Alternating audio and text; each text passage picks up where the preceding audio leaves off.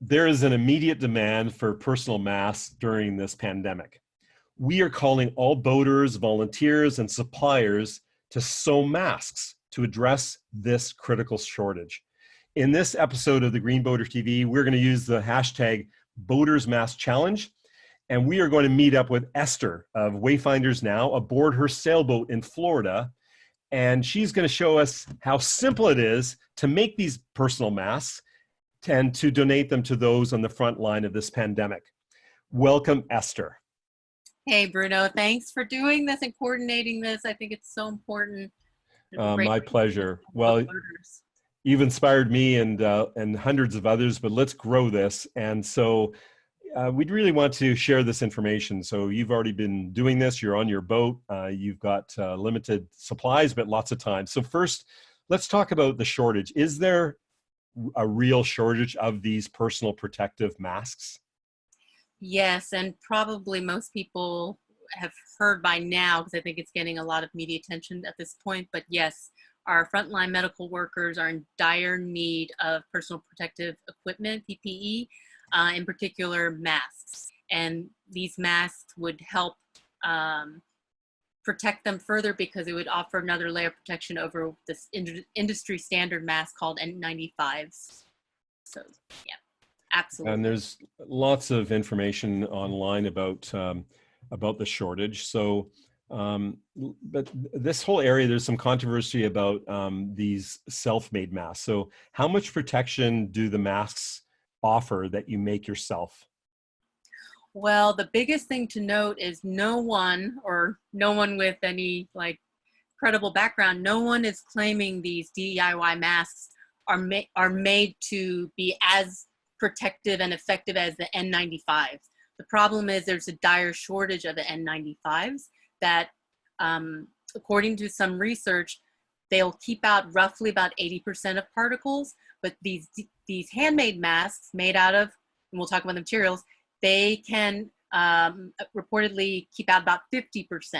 So as you can imagine, when you're a frontline medical worker interfacing with potential patients who are sick and maybe even have COVID-19, that offers just that much more protection for them than nothing.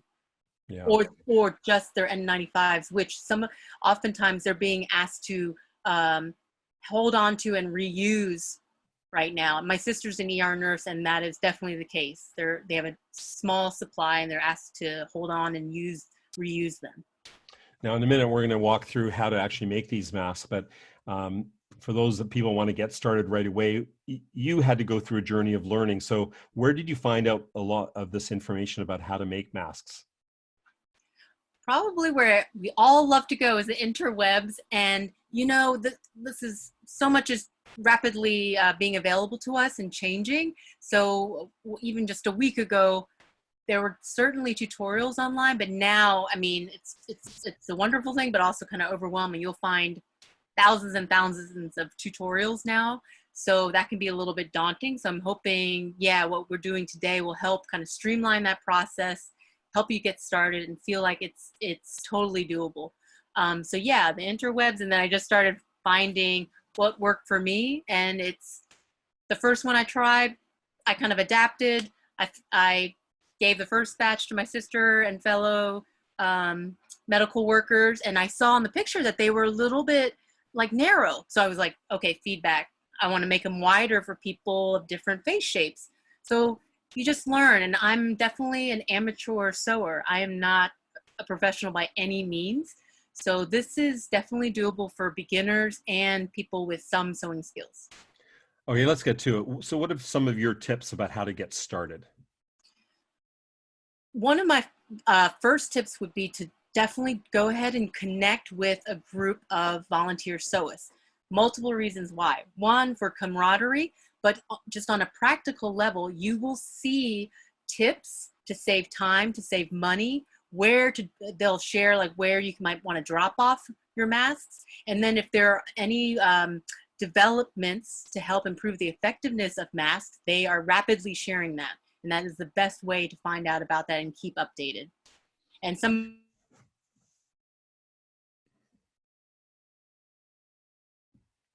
Oh, we just lost you. so makemasks.org. And then, my internet connection just went unstable for a second. And then there are definitely a growing number of Facebook groups like Sewing Saves Lives, Better Than a Bandana. And then there are multiple ones out there for different regions and states, like Florida Mask Makers is just one of many. But definitely recommend connecting with a group for starters. And we are going to be listing all of the resources that you're referring to in the comment section, as well as posting it on a tip sheet, which we'll talk about later in the interview. So what are some of the things that you learned sort of to keep in mind as you were making these masks? Absolutely. Like my background, I love crafting and doing artsy things. So I have a perfectionist kind of streak. So that can be a little bit hard, but if you're just being aware of that, it's like, okay, these masks are about quick turnaround, functionality, and protection for our frontline medical workers. So you know what? My hems aren't perfect. If you zoom in, these masks are not gonna win any awards, but they're gonna do the job, and they're gonna undergo, good usage. So it's just like, we need to get them out there. There's so many people who need them. And we're talking about frontline medical workers, but other vulnerable communities like the homeless community, seniors in nursing homes and other facilities, just to name two. So, well, even the people that are in the essential services, like at grocery stores and pharmacies, and places where we're going to get our essentials to live, these people are serving us, and they are at risk as well. Absolutely. Michael, my husband, saw an article about how cashiers are one of the highest risk and vulnerable people right now. So yeah, really good point. So what are some of the materials that you use, and what about patterns? Awesome. Yes. So by and large, the consensus is to try to aim for using 100% cotton or cotton blend. The reason being, it's tightly woven, but it still allows breathability and comfort. The breathability and comfort component is not to be dismissed. My sister is an ER nurse. Like she's already telling me about, not only about like how cumbersome all the PPE is for them, but another component I hadn't thought about is, they're working 12-hour or plus shifts, and she was saying, like, I'm so dehydrated. And I'm thinking, oh my gosh, you probably never taking, of course you shouldn't take it off, but then when are you ever able to hydrate yourself? So that's a secondary concern. So that cotton, 100% cotton blend, you can commonly find them in household stuff around your place, probably like pillows, pillowcases, bedding, and t-shirts are awesome. So t-shirts are awesome. The other material that is starting to be looked at as of like just 24, 48 hours ago, a University of Florida anesthesiologist came up with the idea to use this material that's commonly found in hospitals called Halyard H600. So it's a 2-ply spun polypropylene. And there is a Gainesville, Florida group, and they've already received 150 kits from University of Florida, and they are shifting to use that material. And I've contacted them and asked, like, is this breathable though? Like, do you find it breathable? And one of the volunteers said, yes, it is. And we've totally shifted to that. So the next hurdle is, where can we get this material? Where can we get it? So according to the articles, they are saying that this material is even apparently more effective than even N95. So if that is the case, and we can, sewists can get a hold of this material in hospitals, then I would foresee that would be even higher priority than cotton. But for now, definitely 100% cotton or blend. And what about the patterns? Oh yeah, patterns. Okay, so like I said, sometimes I can have a perfectionist streak, so that you can go easily down the rabbit hole of the interwebs for hours and hours and hours. And so to help you get started, like I said, I mentioned this resource, makemasks.org. They have 2 suggested like patterns that they generally like to tell people to try to do. if you find that they're like maybe they feel a little bit more complex than you're comfortable with, they also have a pattern library, and we're going to include all this information for you, but there's a pattern library. And then the other one I just discovered, because I've tried a couple and there are things I like about them for me and my skill level, and sometimes they don't work for me. But I just discovered Joanne Fabrics. They have a tutorial, and I think it's just blatantly titled How to Make a Mask, because they have a couple other tutorials, but there's we'll include that. But that one, I watched it and I thought it was really smart because it's pretty simple, but it still allows what some masks are allowing for, like an optional filter.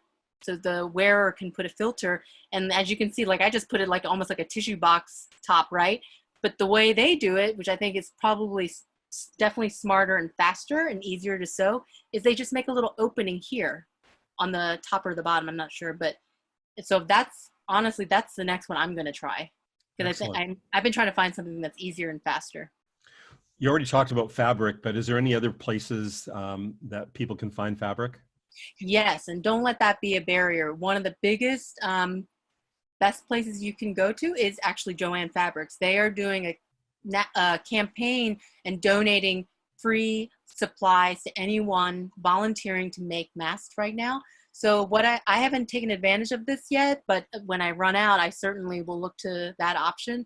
But apparently you can just call them and they will literally run it out to your car, like these materials. So I don't know if they're running out of stuff, but what I've heard is like fabric and elastic and what have you. So you don't have to feel like you can't help because you don't have materials. So Joanne Fabrics.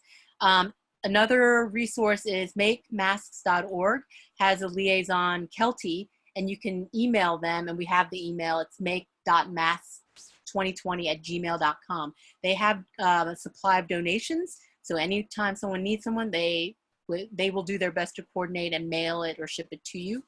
The other option would be look around your house, because more than likely you have stuff. You have a pillowcase, you have bedding, you have t-shirts. Yeah. And then the other one is to ask your neighbors and friends. People, once they find out that you are doing this, they want to help. Maybe they're too busy or they don't feel like skilled enough, but if they have the supplies, we just had two neighbors. One neighbor dropped off on our boat's deck. I found a little gift of like spare like packages of elastic. So yeah. Once you just start telling people, like people are like, I want to help in some way. So those are 4 ways. Yeah, and I think everybody's community might look a little bit different, but you've given us some great insights. I was just thinking for myself, we don't have some of those options here in Canada. And I know some of my listeners over in the Mediterranean, they could just, call your local fabric store who are probably close to retail, probably have somebody around, attach an email. They would probably be more than happy to donate some of their end runs and, pick them up. Get them to drop them off in the back door somewhere and you can go pick them up and away you go. Or if you're on a boat, just get somebody to deliver it to a nearest dock somewhere that you can go pick it up. And this is the power of community right now with the internet. Just get creative and find those people in your community you can ask. And do you, I didn't think about that, like with here in the US, I think it's worldwide, nextdoor.com commonly used. I'm not sure.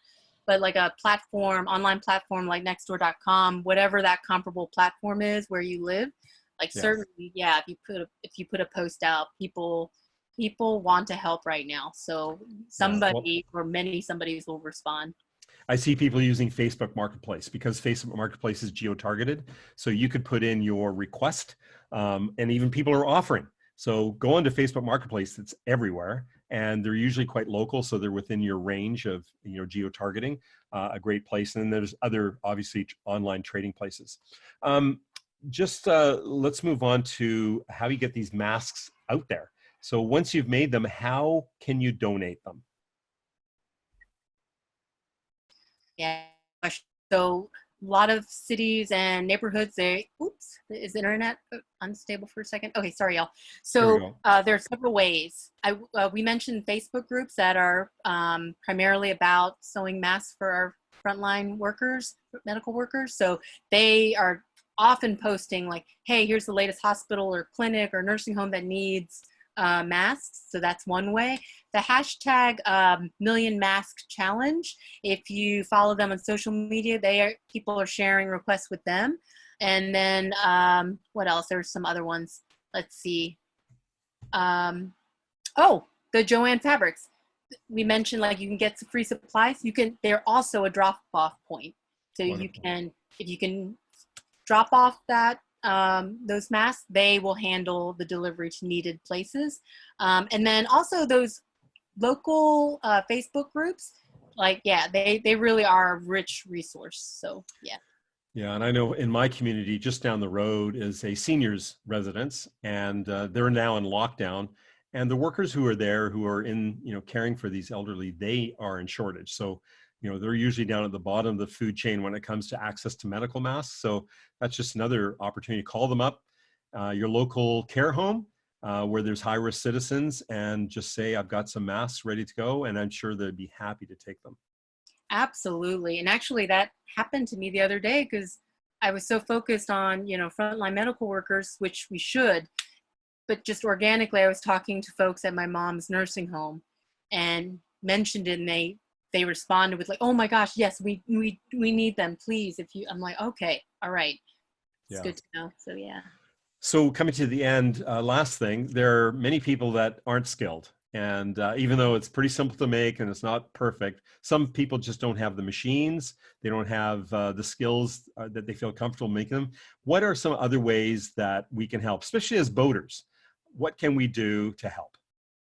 Absolutely. So the biggest way is just to spread the word and enlist more friends and family who have access to a sewing machine or have any level of sewing skills and time.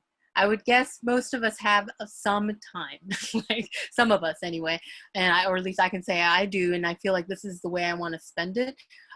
Organizing virtual, I've been calling them sewing quarantinis, but just some kind of like gathering together, see your favorite people online, you might as well, and it's really fun, but then also be like, hey, how can we help towards this, to mobilize people to make masks for right now during this shortage. Definitely you can offer to pick up materials or deliver masks to where they're needed. That's definitely an awesome service. Let's see, you can, this is another thing. The PPE like shortage involves masks, but it also involves ventilators, of course. There are 3D printing efforts going on for making shields. So we're including the links to all those, but if you're skilled or have that calls to you even more, like by all means, like think about joining those groups. So yeah, and then makemasks.org actually has a link to volunteer to help with outreach, order coordination, any of the tech data stuff they need. So that's a rich opportunity too to get involved. And another grassroots way I've seen is some people have like posted on social media like, oh, I'm making my next batch, I'm running out of materials, I need to buy some more. And I've seen like lovely, awesome people like PayPaling, directly just sending funds to help offset the expenses. So those are multiple ways you can get involved. And then if you're determined to sew though, there is a tutorial there are multiple, but there's one that I just happened to bookmark called Easy Steps DIY Face Mask, No Sewing Machine, and we'll include that. That you can literally hand sew. It has minimal sewing. So if you really want to dive in with making a mask, that is certainly one way. And a lot of these masks, I would guesstimate, take about 8 to 20 minutes, just depending on what pattern and what skill level you're at.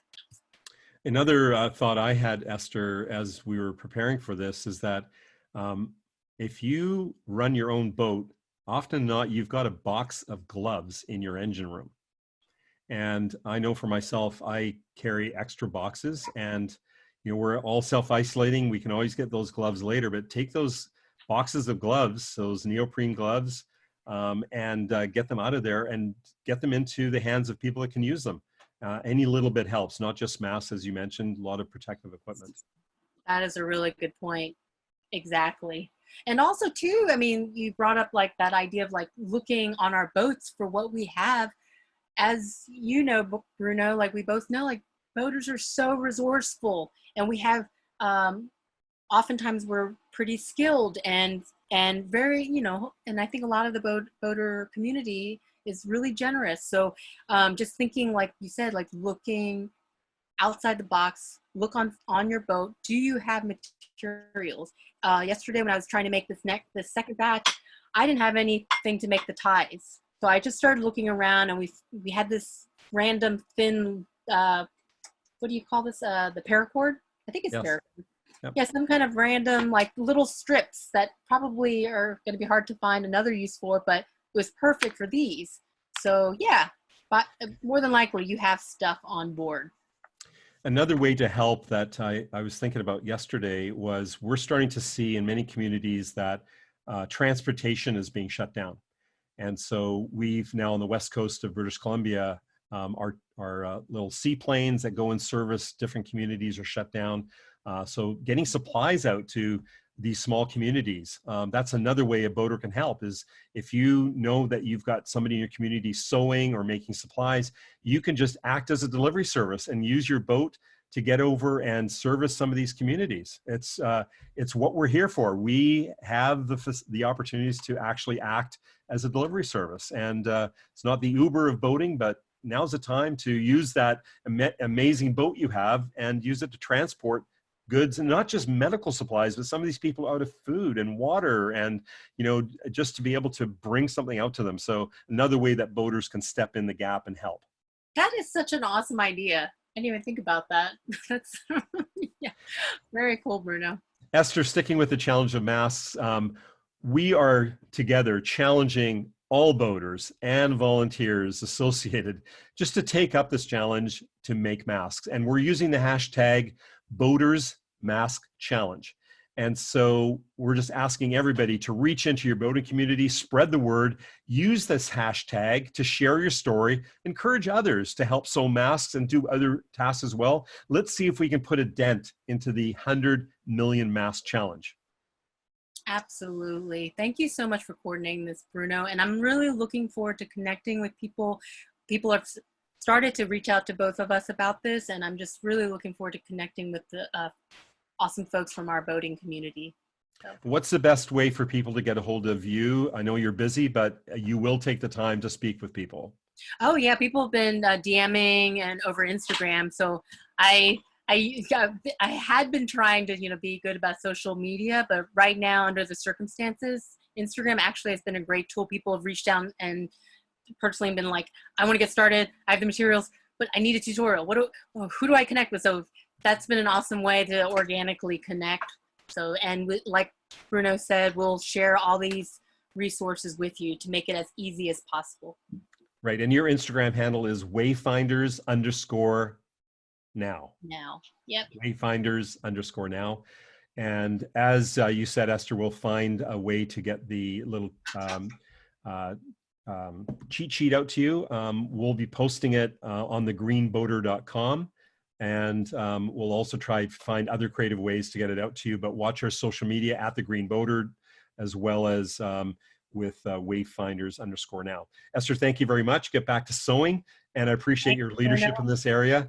And we'll touch base with you later and just follow on social media and see how our challenge, Boaters Mask Challenge, hashtag Boaters Mask Challenge, is inspiring people and encouraging each other to get involved. Thanks, everyone. Stay safe.